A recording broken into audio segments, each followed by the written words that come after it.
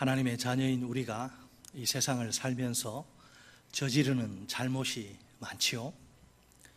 그 중에서 가장 크고 어리석은 잘못이 무엇일까요? 그것은 바로 하나님의 사랑을 의심하는 일입니다. 머리로는 하나님의 사랑을 결코 의심하지 말아야 한다는 걸 잘 압니다. 하지만 어떤 경우엔 이 가슴이 고장난 것처럼 통 말을 듣지 않습니다.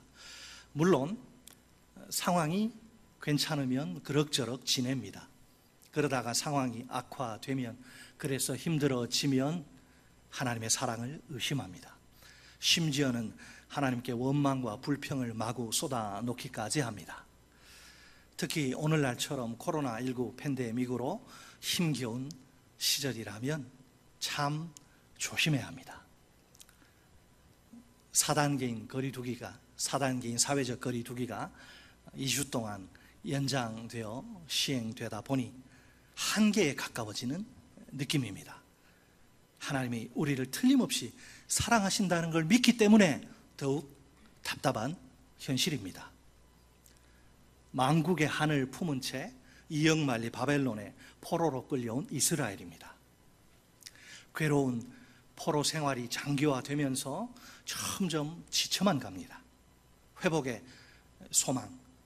소망은 갈수록 사라져 갑니다. 서서히 숨통을 조여오는 두려움에 희망의 빛은 꺼져 갑니다. 하나님의 사랑은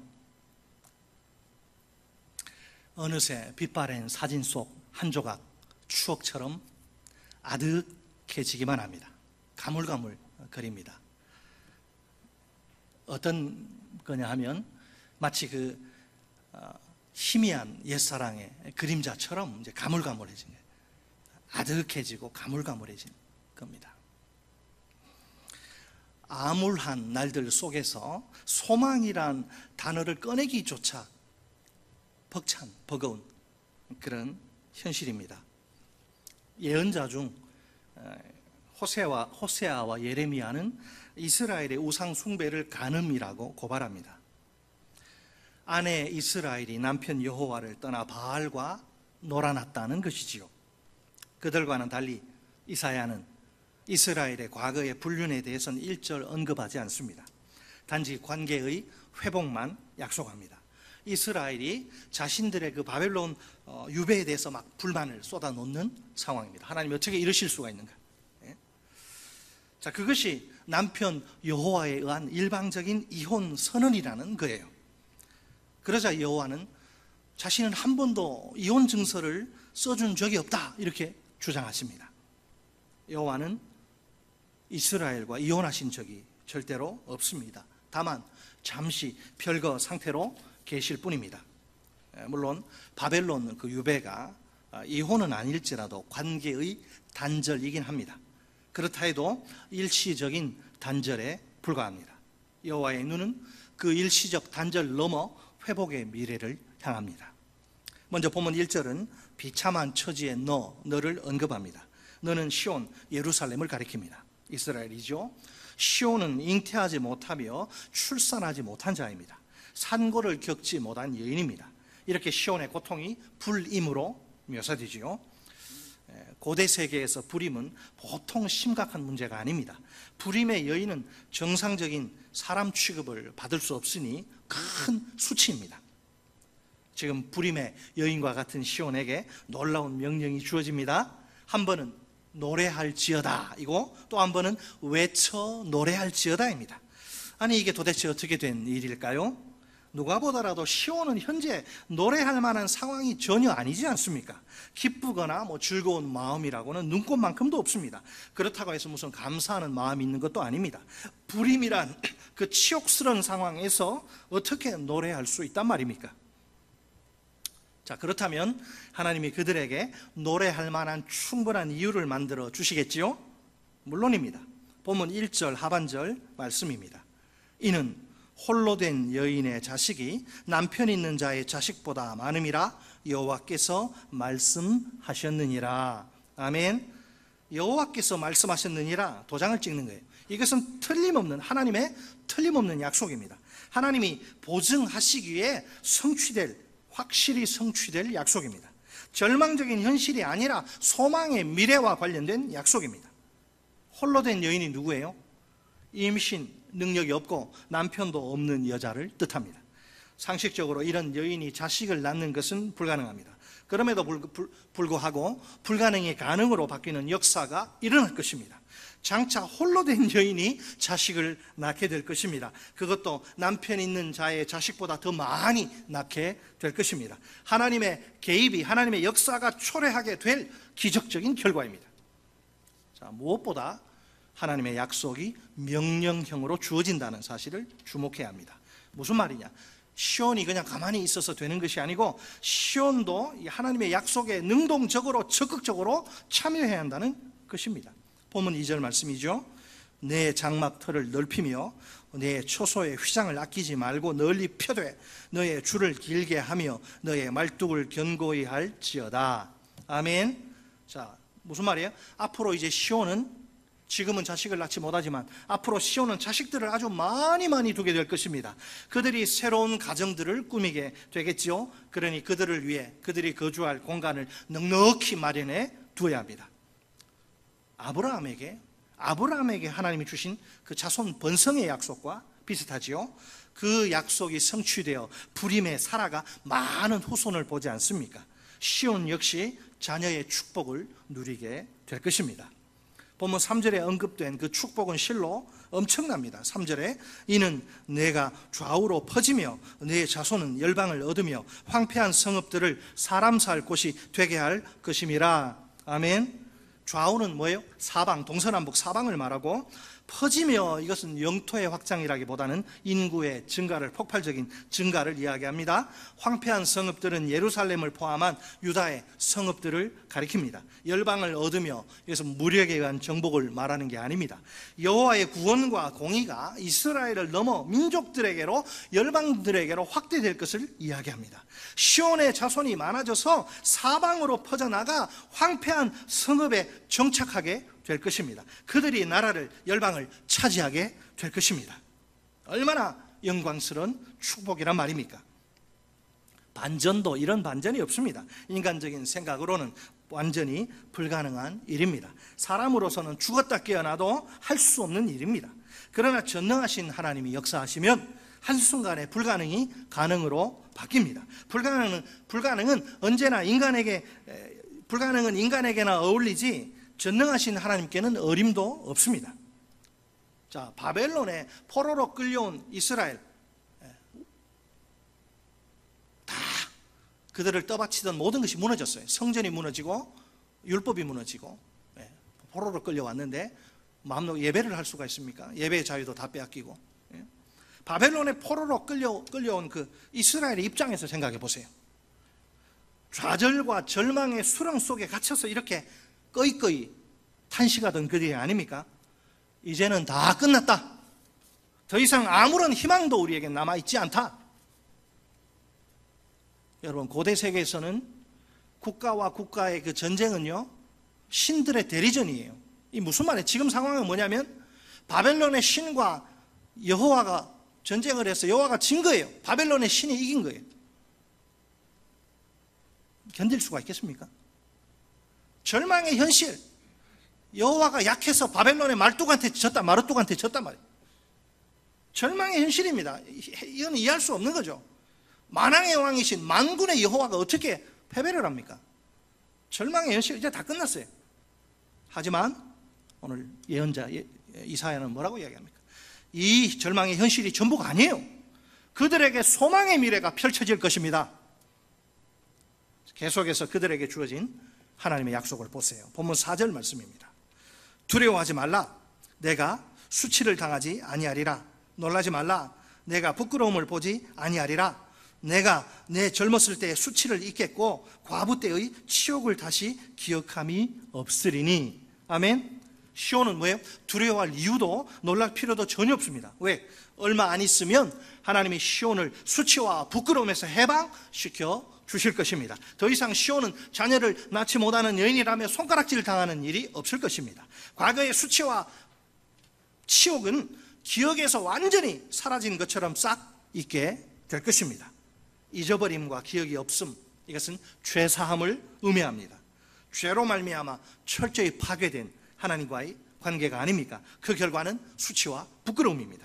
이런 상황에서 하나님과 다시 화해할 수 있는 길이 시온에게 활짝 열리게 됩니다. 젊었을 때, 자 4절에 젊었을 때는 문자적으로 결혼하기 전의 기간이죠. 가나안에서 살던 왕정 시대를 가리킵니다. 과부 때는 뭐예요? 모든 것을 다 잃어버린 바벨론에서의 포로기, 유배기를 뜻합니다. 원래 자식이 없는 과부는 사회적으로, 경제적으로, 법적으로 보호를 받지 못해요. 아울러 미래가 없는 수치스러운 고통의 삶을 살게 됩니다. 과거의 수치와 현재 치욕이라니요. 예나 지금이나 이스라엘에게 달라진 건 아무것도 없어요. 뼈아픈 실패가 아닐 수 없습니다. 그런데도 이런 그들에게 완전한 용서가 임하게 될 것입니다. 참으로 이상하지 않습니까?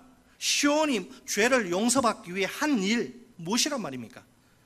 뼈를 깎는 처절한 반성, 곧 가슴을 찢는 회개입니까? 솔직히 아무리 생각해봐도 시온이 한 일은 아무것도 없습니다. 본문에서는 그 어떤 몸부림의 흔적도 찾을 수 없습니다. 그래서 일방적인 용서입니다. 하나님의 무조건적인 은혜가 부어진 셈이지요. 이것이 도대체 어떻게 된 일일까요? 우리 다 같이 본문 5절 말씀을 한 목소리로 읽겠습니다. 5절 말씀 시작. 이는 너를 지으신 이가 내 남편이시라. 그의 이름은 만군의 여호와이시며 내 구속자는 이스라엘의 거룩한이시라. 그는 온 땅의 하나님이라. 일컬음을 받으실 것이라. 아멘. 어떻게 해서 시온 위에 완벽한 용서가 임한단 말입니까? 회개하지 않았어요? 죄에서 떠나지 않았어요? 이유는 단 하나, 예루살렘을 지으신 여호와가 그녀의 남편이시기 때문입니다. 처음부터 예루살렘은 여호와에 의해 그분의 아내로 지음을 받습니다. 따라서 여호와께 예루살렘에 대한 독점적 권리와 책임이 있습니다. 결국 예루살렘의 존재는 철저하게 그분께 의존적이에요. 예루살렘은, 시온은 여호와를 사랑하고 의지할 때 안전하고 행복할 수 있습니다. 문제는 예루살렘이 탈선 열차처럼 그 길을 벗어나고만 것이지요. 이제 시온은 더 이상 여호와의 아내라 불릴 자격이 없습니다. 외간 남자의 품에 안겨 간음죄를 저지른 더러운 여인이니까요. 스스로 여호와의 아내란 신분을 포기한 셈이지요. 이 세상에서는 도저히 용서받을 수 없는 불륜의 주인공입니다. 그러나 남편이신 여호와의 생각은 다릅니다. 누가 뭐라 해도 여전히 시온은 자신의 아내입니다. 시온은 벌써 여호와를 포기했어도 여호와는 아직도 시온을 포기하실 수 없습니다. 예루살렘의 구속자는 온 땅의 하나님이란 일컬음을 받을 것입니다. 예루살렘의 해방과 번영을 통해 여호와의 능력이 온 땅에 알려질 것입니다. 이렇게 해서 열방들이, 민족들이 여호와의 영광을 보게 될 것입니다. 앞으로 시온에게 새로운 시대가 열릴 것입니다. 별거 기간이 이제 끝나게 될 것이다, 이 말이죠. 6절 말씀입니다. 여호와께서 너를 부르시되 마치 버림을 받아 마음에 근심하는 아내, 곧 어릴 때의 아내가 되었다가 버림을 받은 자에게 함과 같이 하실 것임이라 내 하나님께서 말씀하셨느니라. 아멘. 자, 여호와가 시온을 소방맞은 젊은 시절의 아내인 양 다시 부르십니다. 또한 여호와가 시온을 시온의 신혼의 아내처럼 따뜻한 사랑으로 바라보십니다. 비로소 깨어진 결혼 관계가 회복됩니다. 배신의 상처를 초월한 부르심이기는 한데 꼭 여호와께서 이렇게 하셔야 할 이유가 있습니까? 왜 이렇게까지 하셔야 합니까? 한 번 바람을 피운 아내이기에 또 바람을 피우지 말라는 보장이 없지 않습니까? 믿는 도끼에 한 번 발등 찍힌 것도 고통스러운데 두 번 발등을 찍히면 어떡합니까? 도대체 믿을 수가 없는 거예요. 한 번 배신한 사람은 또 배신할 가능성이 있죠. 그래도 속는 셈 치고 한 번 더 믿어줘야 합니까? 여호와가 부르시는 너, 도대체 누구예요? 버림을 받아서 마음이 아픈 너입니다. 젊은 나이에 아내가 되었다가 버림받은 너입니다. 시온의 과거와 현재가 똑똑히 보이죠? 인간적인 눈으로는 정말 비참하고 불행한 시온입니다. 자, 그런데 한번 잘 보세요. 뭔가 지금 이상한 구석이 보입니다. 자, 누가 누구를 버린 거예요? 여호와가 아니라 시온이 여호와를 버린 게 아닙니까? 정반대로 본문은 그게 아니고 여호와가 시온을 버리신 것이라고 선언합니다. 사랑을 완전히 짓밟은 그 시온에 대한 여호와의 진노가 그만큼 큰 것이지요. 버리신 것이나 다름없을 정도로 깊고 아픈 배신의 상처가 하나님의 가슴에 새겨져 있는 거예요. 분명 시온은 더 이상 아내라 불릴 자격이 없는 더러운 추악한 여인입니다. 이런 여인을 하나님이 부르시면서 자신의 속마음을 똑똑히 보여주십니다. 왜 부를 수밖에 없는가? 자, 우리 다 같이 본문 7절, 8절 말씀을 한 목소리로 읽겠습니다. 7절, 8절 시작. 내가 잠시 너를 버렸으나 큰 긍휼로 너를 모을 것이요 내가 넘치는 진노로 내 얼굴을 내게서 잠시 가렸으나 영원한 자비로 너를 긍휼히 여기리라. 내 구속자 여호와께서 말씀하셨느니라. 아멘. 시온에 대한 하나님의 두 가지 행동이 대조됩니다. 버리시고 또 모으시는 하나님입니다. 하나님이 시온을 버리신 것은 잠시입니다. 반면에 시온을 모으시는 것은 큰 긍휼입니다. 잠시는 큰의 반대말로 작은이라는 뜻도 있어요. 이렇게 작은 버림과 큰 긍휼이란 또 하나의 대조도 있는 거예요. 큰 긍휼과 비교하면 한없이 작은 버림이에요. 하나님이 시온에게 이혼 증서를 주시면서 너 나랑 끝났다, 완전히 끝났다, 내보내신 게 아니에요. 단지 잠시 버리신 것일 뿐입니다. 그렇지만 하나님은 큰 긍휼로 시온을, 버림받은 시온을 다시 신부로 받아들이실 것입니다. 이처럼 넘치는 진노 때문에 하나님이 잠시 얼굴을 가리신 것은 사실입니다. 하지만 하나님은 영원한 자비로 시온을 긍휼히 여기실 것입니다. 여기선 잠시와 영원히 대조됩니다. 순간적인 진노와 끝없이 영원한 사랑입니다. 사실 바벨론 포로 생활, 여러분 우리가 코로나19로 고통스럽고 괴롭다 한들 바벨론 포로들과 어떻게 비교할 수 있겠습니까? 바벨론 포로 생활, 그 당시 사람들 눈에는 그게 잠시로 보이지 않아요. 하나님 지금 진노가 잠시라 그랬는데 당사자들 입장에서 이게 잠시가 아니에요. 시편 74편, 그 당시 그 포로민들의 마음이 아주 적나라하게 나와 있습니다. 이렇게 가슴을 치면서 이야기하는 거예요. 하나님이여, 주께서 어찌하여 우리를 영원히 버리시나이까? 어찌하여 주께서 기르시는 양을 향하여 진노의 연기를 뿜으시나이까? 그 바벨론의 비참한 포로 생활, 하나님이 우리를 영원히 버리셨다, 영원히 끝없이 진노하신다고 얘기해요. 하나님은 잠시라고 이야기하는데 받아들일 수 없는 거죠. 그들 생각엔 하나님이 지금 이 돌아가는 꼴을 보니까 하나님이 마치 자기들을 영원히 버리신 것처럼 보입니다. 그들을 향해 하나님의 진노가 계속 끊임없이 부어지는 것 같습니다. 그만큼 바벨론에서 포로로 살아가는 삶이 힘들고 고통스러운 거예요. 죽지 못해서 사는 거예요. 사실을 말하자면 그것은 하나님의 일시적인 진노가 쏟아진 결과일 따름입니다. 그들에게는 하나님의 영원한 사랑이 여전히 살아 있습니다. 하나님이 큰 긍휼로 아낌없이 베푸시는 영원한 엔드레스 러브, 영원한 사랑 말입니다. 그 고통의 자리에서도, 죽음의 자리에서도 그 영원한 사랑으로 변함없이 그들을 꼭 붙드시는 하나님입니다. 우리도 인생을 살다 보면 때로는 감당하기 벅찬 고난을 만납니다. 모든 고난이 죄 때문은 아니지만 죄 때문에 고난을 당하는 경우도 있습니다. 그런 때에는 하나님의 진노가 임하기도 하겠죠. 고난이 언제 끝날지 막막할 때 어려움은 더욱 커져갑니다.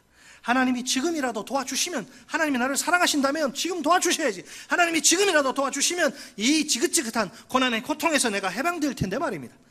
현실은 정반대로 흘러 고난의 시간이 끝나기는커녕 점점 켜켜 이렇게 쌓여만 갑니다. 그러다 보니 한계 상황에 봉착합니다. 더 이상은 도저히 참을 수 없는 거예요. 혹시 하나님이 나를 버리신 것은 아닐까? 의심에 빠집니다. 솔직히 말해 다 쓸데없는 의심이에요. 하나님이 그 고난의, 그 고통의 순간에도 내게 큰 긍휼을 베푸시기 때문입니다. 영원한 사랑의 발로 나를 붙드시고 인도하시는 하나님입니다. 하나님은 어제나 오늘이나 영원토록, 예수 그리스도는 어제나 오늘이나 영원토록 동일하시니라. 이 사랑 때문에 나는 항상 안전합니다. 분명 하나님의 진노는 일시적이에요. 그러나 그분의 사랑은 영원합니다. 시온을 향한 하나님의 심판, 그 기간이 매우 제한적입니다. 반면에 시온의 구원은 영원합니다.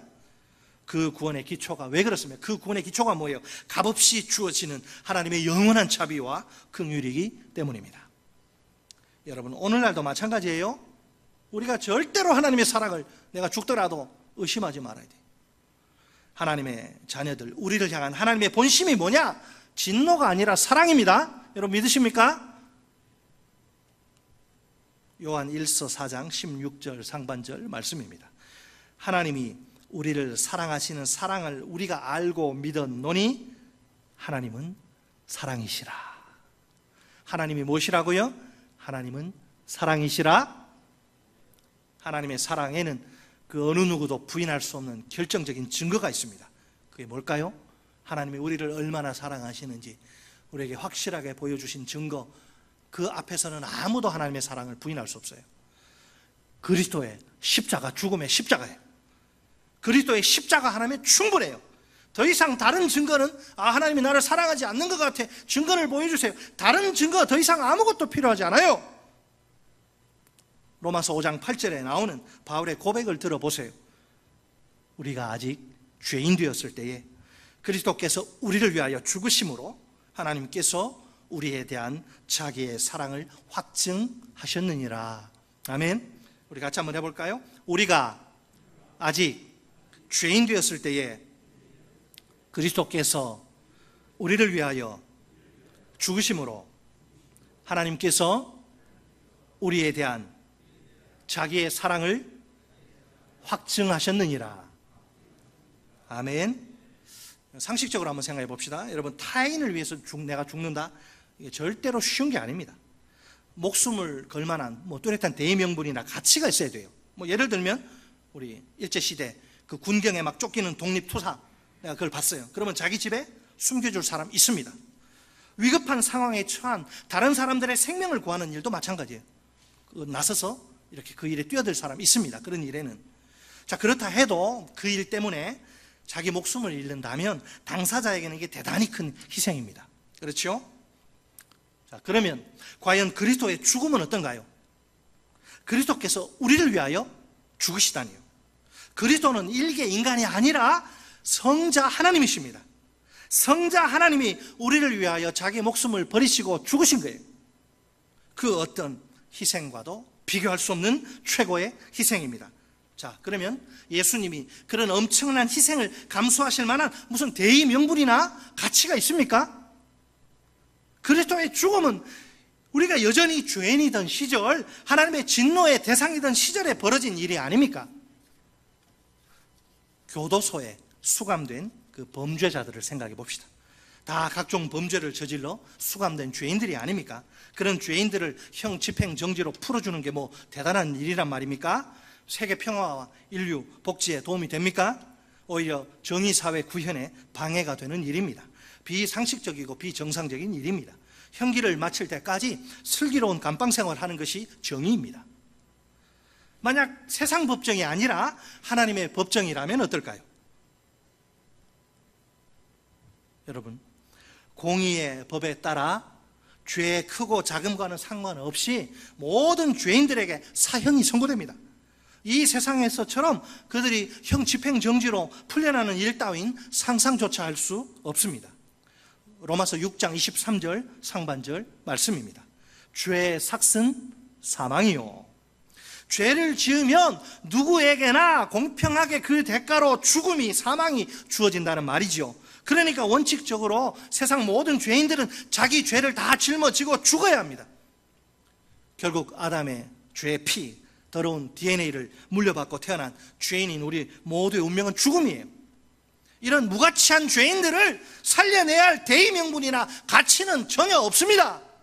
그런데 하나님의 아들 예수님이 십자가에서 무가치한 쓸모없는 죄인인 우리를 위해 죽으십니다. 정확히 말하면 예수님이 우리 죄 때문에 우리를 위해 우리 대신 죽으십니다. 내가 내 죄 때문에 죽어야 하는데 아무 죄 없으신 예수님이 죽으십니다. 죄와는 아무 상관이 없는 예수님이 죄인인 나를 위해, 죄인인 나를 살리시기 위해 죽으십니다. 의인이신 예수님이 죄인인 내 대신 내 죄인의 자리에서 죽으십니다. 이것이 바로 성경이 가르치는 인류 최대 복된 소식, 즉 하나님의 복음입니다. 과연 이 예수님의 죽음이, 이 하나님의 복음이 이해가 됩니까? 이해가 되지 않죠. 이게 어떻게 이해가 됩니까? 이해되지 않는 것이 정상입니다.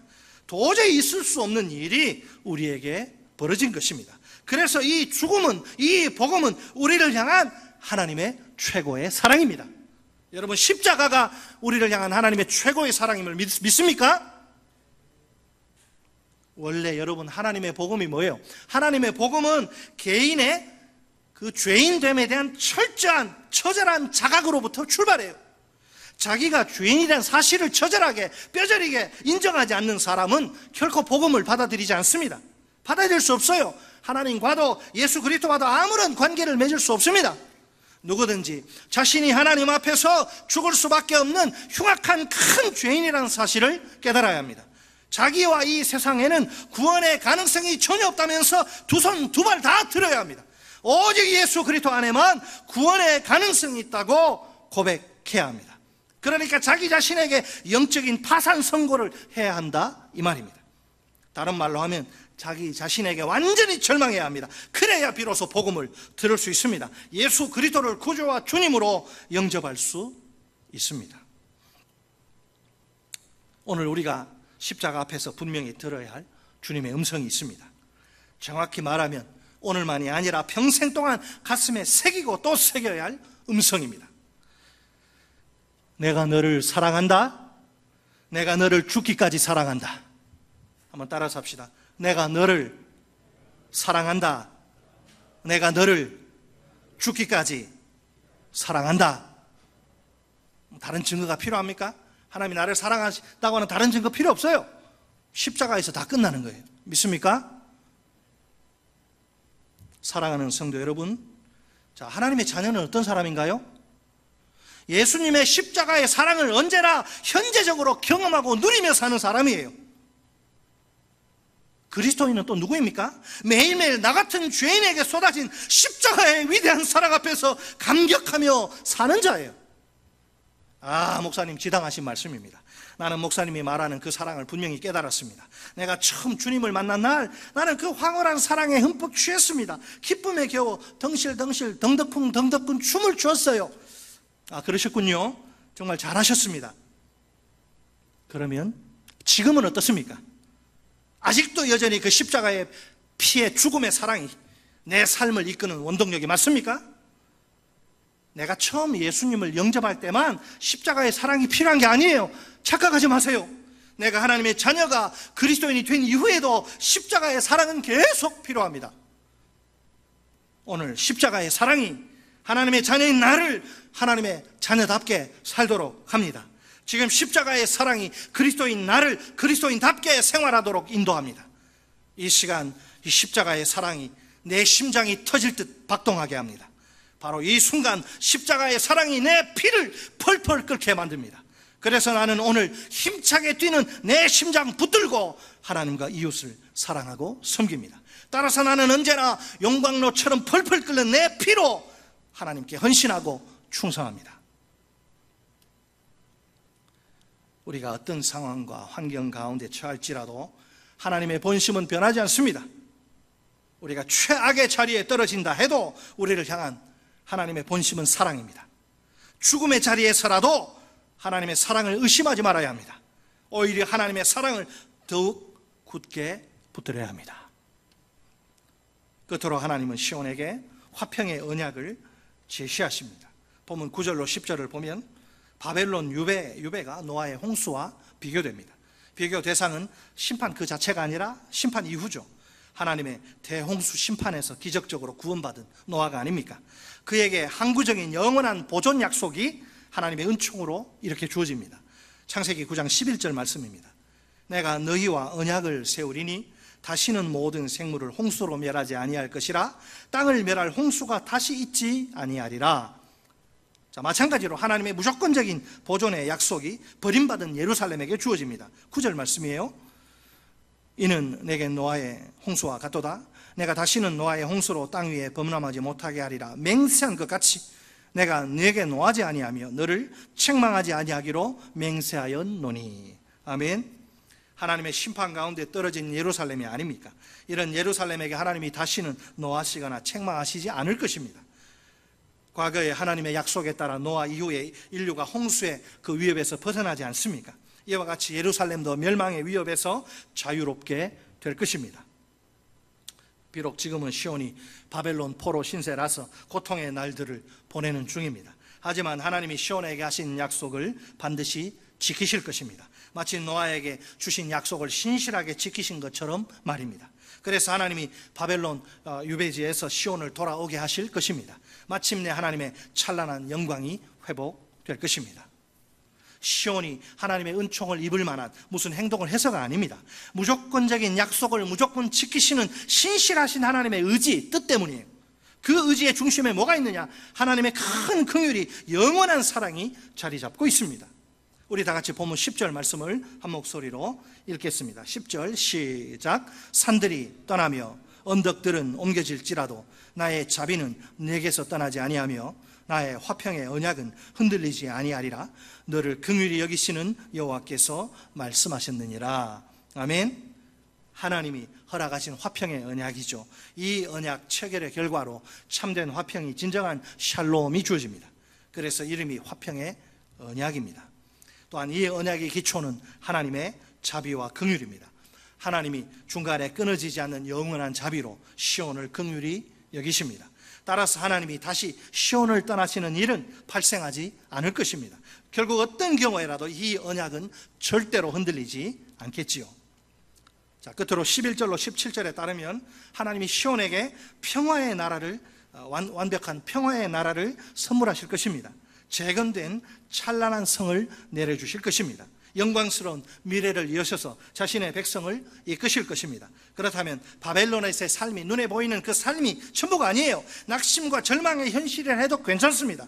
긍휼의 하나님이 그 영원한 사랑으로 영광의 나라를 약속하십니다. 오늘 우리도 마찬가지, 바벨론 포로의 고통 가운데 있는 이스라엘과 마찬가지, 고통과 불안의 현실이라 해도 절망할 필요가 없습니다. 현재 삶이, 눈에 보이는 삶이 전부가 아니에요. 우리에게는 하나님이 약속하신 회복의 소망이 있습니다. 장차 회복을 통해 영광스러운 미래가, 찬란한 하나님 나라가 우리에게 열릴 것입니다. 오늘의 고난과는 도저히 비교조차 할 수 없는 영광의 내일이 우리를 기다립니다. 하나님의 본심은 사랑이요, 사랑이 회복의 소망입니다. 최악의 상황 속에서라도 십자가의 사랑을 의심하지 맙시다. 십자가의 사랑을 더욱 굳게 붙읍시다. 고통의 현재를 지나면 반드시 영광의 미래가 찾아올 것입니다.